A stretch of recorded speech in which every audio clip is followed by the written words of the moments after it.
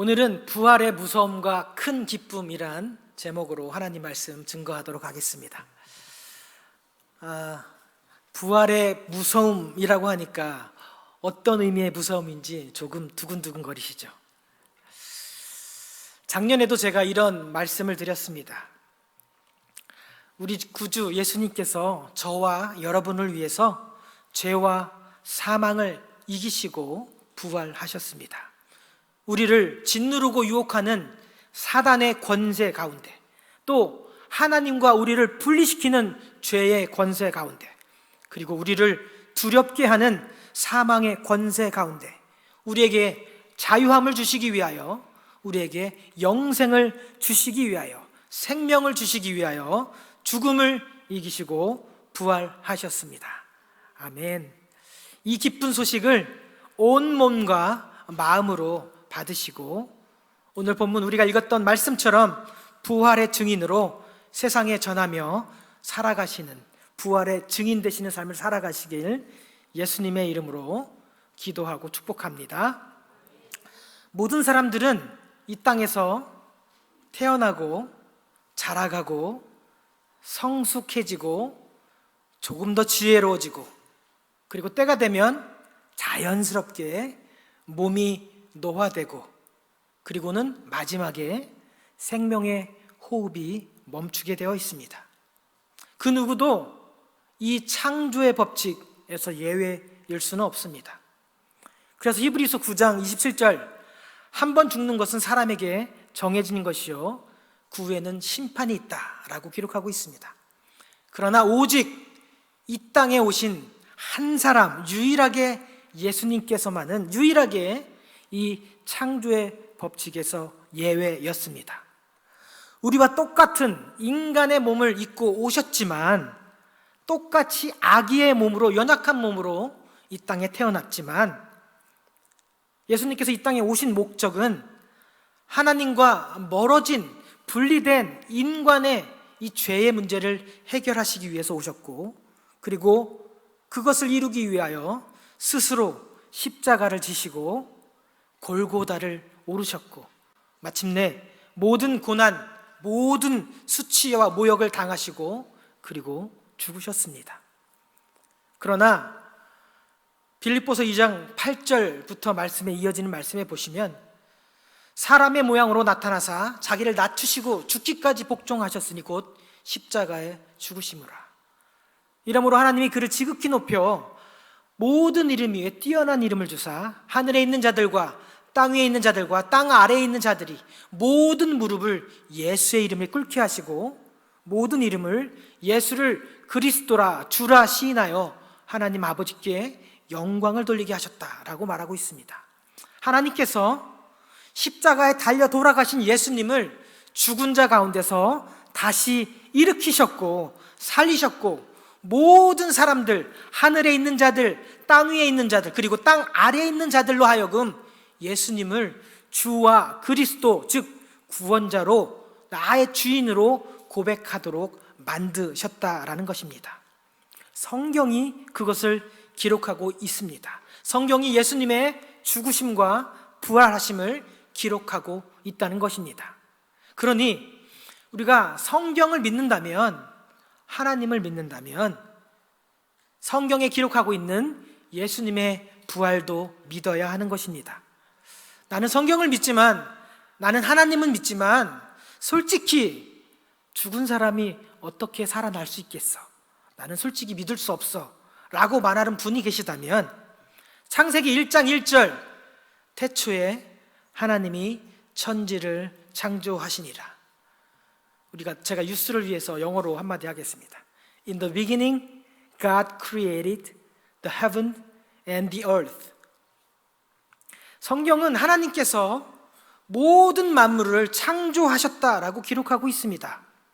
세상을 창조하셨고 지금도 이 세상을 운행하시는 하나님께서 예수님을 죽은 자 가운데서 다시 살리셨다라고 기록하고 있다는 것이죠. 그러니 성경을 믿는다면, 창조주 하나님을 믿는다면, 성경에 기록된 예수님의 부활 사건도 믿어야 하는 것입니다. 오늘 성경에는 예수님의 부활을 마주한 사람들이 나옵니다. 제일 먼저 나오는 사람들은 바로 이 무덤을 지키던 군인들이었습니다. 이 군인들은 돈을 받고 서비스를 하는, 복역하는 로마의 용병이었습니다. 4절에 보면 그들이 지키던 자들이 그를 무서워하며 떨며 죽은 사람과 같이 되었더라. 두려움에 떨면서 죽은 사람 같이 되었더라, 시체 같이 되었더라 라고 성경이 기록하고 있습니다. 왜 그들은 두려워했을까요? 그럼 무엇을 두려워했을까요? 2절에 보면 온 땅에 지진이 나서 천지가 흔들리고 번개 같고 흰눈 같은 천사가 내려와서 자신들이 지키고 있던 그 무덤의 돌을 굴린 후에 그 돌 위에 천사가 앉아 있었다. 이 모든 것을 지켜보았던 군인들, 자랑스러운 용맹스러운 군인들은 점점점 예수님의 십자가가 돌아가시 그 전의 모습, 모든 고난, 모든 수치, 침뱉음을 당하시면서까지 마지막 십자가에서 사람들에게, 제자들에게 하셨던 말씀을 기억하고 있었다는 것이죠. 우리 지난주 금요일에 십자가 가상칠언에 대해서 말씀을 했습니다. 아버지, 저들의 죄를 용서하여 주시옵소서. 저들은 자기가 하는 일을 알지 못함이니이다. 내가 진실로 내게 이르노니 오늘 내가 낙원에 나와 함께 있으리라. 여자여 보소서 아들이니이다. 보라 내 어머니라. 엘리 엘리 라마 사박다니, 나의 하나님 나의 하나님 어찌하여 나를 버리셨나이까. 내가 목마르다. 다 이루었다. 그리고 마지막에 아버지여 내 영혼을 아버지 손에 부탁하나이다. 예수님을 조롱하고 무자비하게 채찍질했던 이 로마의 군인들, 오늘 내가 낙원에 나와 함께 있으리라 강도를 향해서 하셨던 말씀을 되돌아보면서 정말 예수님께서 하나님의 아들이었다면 나는 어떻게 될까? 마지막 순간에 구원을 받았던 그 강도의 모습이 그 머릿속을 떠나지 않았을 겁니다. 그런데 바로 자기 앞에서, 자기의 눈앞에서 하늘에서 내려오는 천사를 바라보고 돌문이 굴러가는 것을 보고, 그리고 천사가 여자들에게 하는 말씀, 예수님께서 하나님의 아들이라는 것을 듣고서는, 깨닫고서는 두려움, 무서움에 사로잡혔던 것입니다.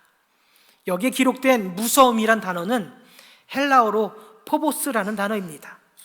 이것은 그냥 우리가 느끼는 그런 두려운 감정이 아니라 신적인 존재 앞에서 연약한 인간이 들 수밖에 없는 두려움이라는 표현입니다. 또한 이 천사가 하신 말씀 6절에 보면 그가 여기 계시지 않고 그가 말씀하시던 대로 살아나셨느니라. 예수님께서 말씀하신 대로, 성경에 기록된 대로 하나님의 모든 말씀을 성취하셨고 완성하셨다라는 말씀을 천사로부터 듣게 됩니다. 그러니 예수님을 때리고 조롱하고 죽음으로 내몰아갔던 자기의 모습이 떠올리면서 생생히 기억하는 이 경비병은 내가 하나님의 아들을 죽였구나, 내가 하나님의 아들을 모욕했구나 라는 두려움 앞에 사로잡혔던 것입니다.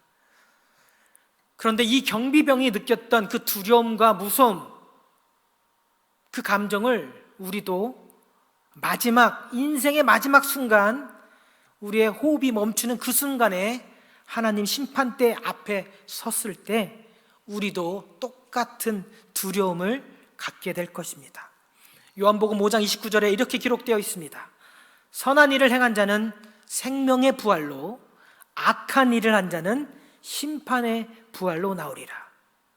그리고 고린도전서 15장 20절, 그러나 이제 그리스도께서 죽은 자 가운데서 다시 살아나사 잠자는 자들의 첫 열매가 되었도다. 예수 그리스도를 믿는 자들은 두려움과 무서움을 지나서 어떻게 가냐면 큰 기쁨, 영원한 기쁨을 경험하게 될 것입니다. 요한계시록 21장 4절에 이렇게 기록되어 있죠.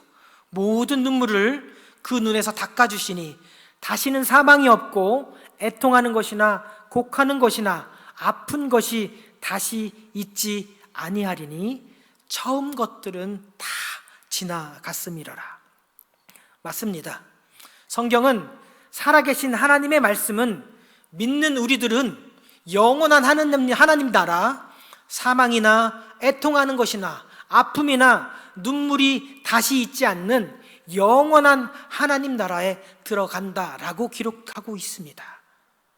여러분도 모두 이 땅의 삶을 마감하시고 예수 그리스도의 신실한 제자로 살아가다가 영원한 눈물 없고 아픔 없는 하나님 나라에 올라가시기를 축원합니다.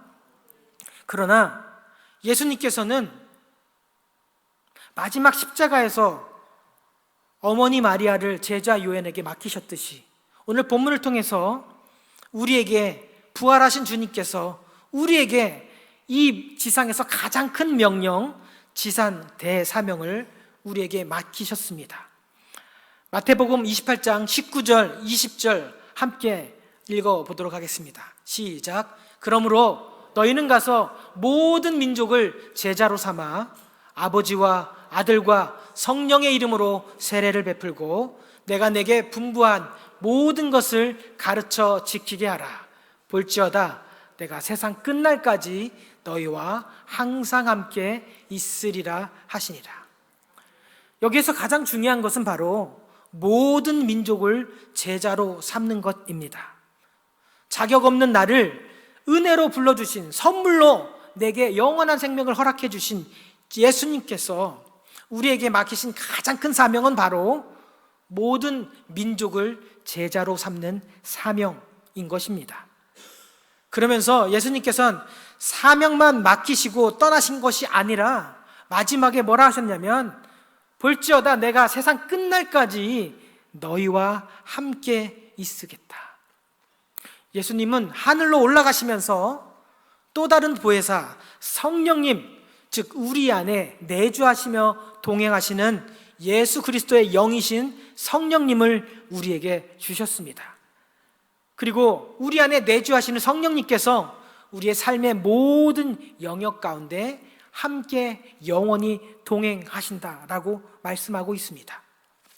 특별히 오늘 우리 웨슬리 공동체는요, 하나님께서 교회에게 맡겨진 가장 위대한 일, 가장 바람직한 교회의 사명, 하나님 나라의 일꾼을 세우는 임직식을 위해서 많은 사람들을 초청하여 잔치를 베풀게 될 것입니다.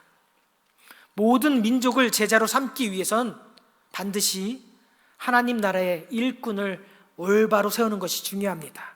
그러나 이것은 우리의 힘으로, 능으로, 지혜로 되는 것이 아니라 전적인 하나님의 은혜로 되는 것입니다. 오늘 특별히 임직식의 순서 가운데 집사로, 권사로 임직하시는 분들과 그리고 이 자리에 함께 하시는 웨슬리 공동체 모든 성도님들에게 여러 가지를 물어보게 될 것입니다. 그때 바로 이 지상 대사명, 복음을 전하고 제자를 삼는 일을 열심히 감당하시겠습니까? 라고 물어볼 것입니다. 기억하십시오. 마음을 다하고 뜻을 다하고 힘을 다하여 하나님을 사랑해야 하는 것도 율법이지만, 하나님의 계명이지만 내 이웃을 내 몸과 같이 사랑함으로 그들에게 다가가서 복음을 전하고 예수님의 제자로 만드는 일도 우리가 감당해야 하는 사명인 것입니다. 부활하신 주님께서 저와 여러분에게, 웨슬리 공동체에게 마지막으로 부탁하신 지상 대사명, 모든 민족을 제자로 삼아 아버지와 아들과 성령의 이름으로 세례를 주며 예수님께서 우리에게 주셨던 모든 말씀을 가르쳐 지키게 하는 것, 그리고 또 다른 제자를 낳고 또 다른 제자를 낳게, 그래서 웨슬리 공동체에 허락하신 다음 세대에게 우리의 믿음을 유산으로 물려주는 것, 이것이 바로 우리에게 맡겨주신 예수님의 지상대 사명인 것을 기억하시고, 우리를 위해서 죽으셨고 모든 고통을 우리를 대신해서 다 짊어지시고 다시 살아나신 예수님, 나의 모든 것 되시는 예수님 말씀 앞에, 이 지상 대사명 앞에 겸손하게 엎드려 순종하시는 저와 여러분 되시길 예수님의 이름으로 축복합니다.